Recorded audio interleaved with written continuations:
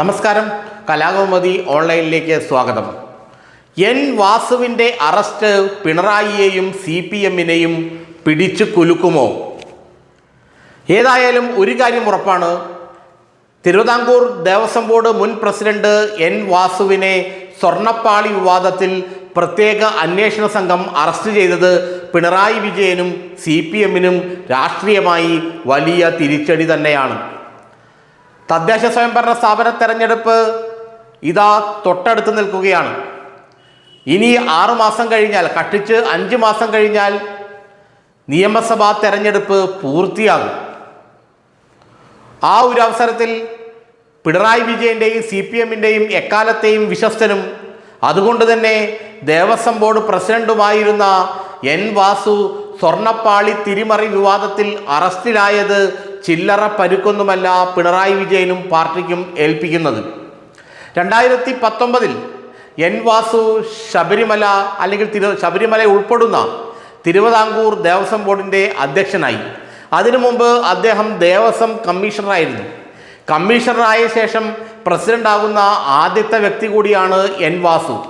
Commissioner പദവി പൊതുവെ IAS-കാർക്ക് സംവരണം ചെയ്യപ്പെട്ടതാണ്. എന്നാൽ അതിലും മാറ്റം വരുത്തിക്കൊണ്ട്, അതും മാറ്റിമറിച്ചുകൊണ്ട് പിണറായി വിജയൻ തൻ്റെ വിശ്വസ്തനായ വാസുവിനെ കമ്മീഷണർ സ്ഥാനത്ത് നിന്നും ദേവസ്വം ബോർഡ് പ്രസിഡന്റ് സ്ഥാനം വരെ എത്തിച്ചു. 2 തവണ പത്തനംതിട്ടയിലെ കുളനട പഞ്ചായത്ത് പ്രസിഡന്റായിരുന്നയാളാണ് എൻ വാസു. അദ്ദേഹം CPM-ൻ്റെ സജീവ പ്രവർത്തനമായിരുന്നു അന്ന്.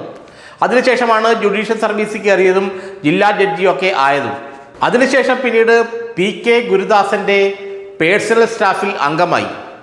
പിന്നീടാണ് Sabarimala Devaswom commissioner, Devaswom board president എന്നീ സ്ഥാനങ്ങളിലേക്ക് അദ്ദേഹം എത്തുന്നത്.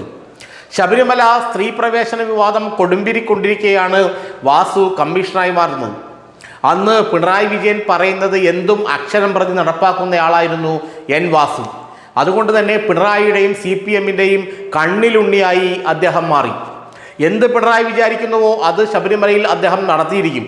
തന്ത്രിയോ ബോർഡ് പ്രസിഡന്റ് പത്മകുമാറോ ഒന്നും വാസുവിനൊരു വിഷയമേ അല്ല. പിണറായി വിചാരിക്കുന്നത് ശബരിമലയിൽ വാസു ചെയ്തിരിക്കും എന്ന നിലയിലേക്കായിരുന്നു അന്ന് കാര്യങ്ങൾ എത്തിച്ചേർന്നത്. അതിനുശേഷം പത്മകുമാർ മാറിയ ഒഴിവിലാണ് വാസുവിനെ ദേവസ്വം ബോർഡ് അധ്യക്ഷനാക്കുന്നത്.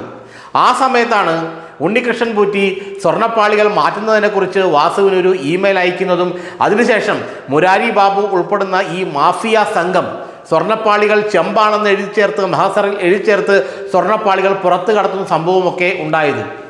ഏതായാലും ഹൈക്കോടതി തക്ക സമയത്ത് ഇടപെട്ടതുകൊണ്ട് ഭഗവാൻ അയ്യപ്പൻ രക്ഷപ്പെട്ടു എന്നാണ് ഇപ്പോൾ എല്ലാവരും പറയുന്നത്. അങ്ങനെയാണ് അതിശക്തനായ എൻ വാസുവിലേക്ക് വരെ അന്വേഷണം തിരിഞ്ഞത്.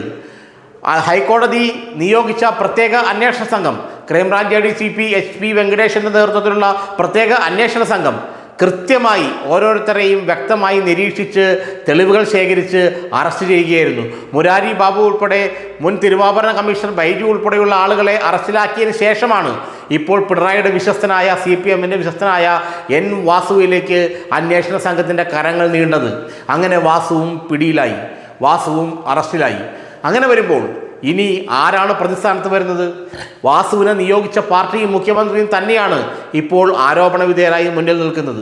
വാസുവിനെ പോലെ ഒരാളെ ശബരിമലയിൽ കൊണ്ടുവന്ന് വയ്ക്കാൻ പ്രധാന പങ്ക് വഹിച്ചത് മുഖ്യമന്ത്രിയും CPM-ഉം തന്നെയാണെന്ന് അക്കാലത്തെ രാഷ്ട്രീയ സംഭവവികാസങ്ങൾ നിരീക്ഷിച്ച എല്ലാവർക്കും അറിയാം. പ്രത്യേകിച്ച് ശബരിമല സ്ത്രീ പ്രവേശന കാലത്ത് നടന്ന പ്രക്ഷോഭങ്ങളിലും സംഘർഷങ്ങളിലുമെല്ലാം സർക്കാരിൻ്റെ ഭാഗത്ത് നിന്ന് കാര്യങ്ങൾ ചലിപ്പിക്കാൻ വാസുവാണ് ശബരിമലയിൽ ഉണ്ടായിരുന്നത്. അങ്ങനെ പിണറായി വിജയൻ്റെ വിശ്വസ്തനും CPM-ൻ്റെ വിശ്വസ്തനുമായ എൻ വാസു അവസാനം കുടുങ്ങിയിരിക്കുകയാണ്. നേരത്തെ തന്നെ പലരും പറഞ്ഞിരുന്നു, അന്വേഷണം വന്നാൽ കുടുങ്ങാൻ പോകുന്നത് വാസു ആയിരിക്കും എന്നുള്ള കാര്യത്തിൽ തർക്കമില്ല എന്ന് പ്രതിപക്ഷം ഉൾപ്പെടെ എല്ലാവരും പറഞ്ഞിരുന്നു. ഇതിപ്പോൾ യാഥാർത്ഥ്യമാവുകയാണ്. ചെറിയ പരിക്കല്ല പിണറായി വിജയനും CPM-നും ഇത് ഏൽപ്പിച്ചിരിക്കുന്നത്. കാരണം പിണറായിയുടെയും CPM-ൻ്റെയും വിശ്വസ്തനായി കാര്യങ്ങൾ നടപ്പിലാക്കിയ വാസു തന്നെയാണ് ഇപ്പോൾ അന്വേഷണ സംഘത്തിൻ്റെ പിടിയിൽ അകപ്പെട്ടിരിക്കുന്നത്. മുരാരി ബാബുവിൻ്റെ മൊഴിയിൽ നിന്നാണ് വാസുവിനെ അറസ്റ്റ് ചെയ്യാനുള്ള കാര്യങ്ങൾ പ്രത്യേക അന്വേഷണ സംഘത്തിന് ലഭിച്ചതെന്നാണ് ഇപ്പോൾ നമുക്ക് മനസ്സിലാക്കാൻ കഴിയുന്നത്. മുഖ്യമന്ത്രിയുടെ വിശ്വസ്തൻ സ്വർണ്ണപ്പാളി വിവാദത്തിൽ അറസ്റ്റിലായി എന്നത് ചില്ലറ പരിക്കല്ല, ചില്ലറ പ്രതിസന്ധിയല്ല, ചില്ലറ ആഘാതമല്ല CPM-നും മുഖ്യമന്ത്രിക്കും ഏൽപ്പിക്കുന്നത്. അതും ഈ തെരഞ്ഞെടുപ്പ് തിരുമുറ്റത്തെത്തി നിൽക്കുമ്പോൾ.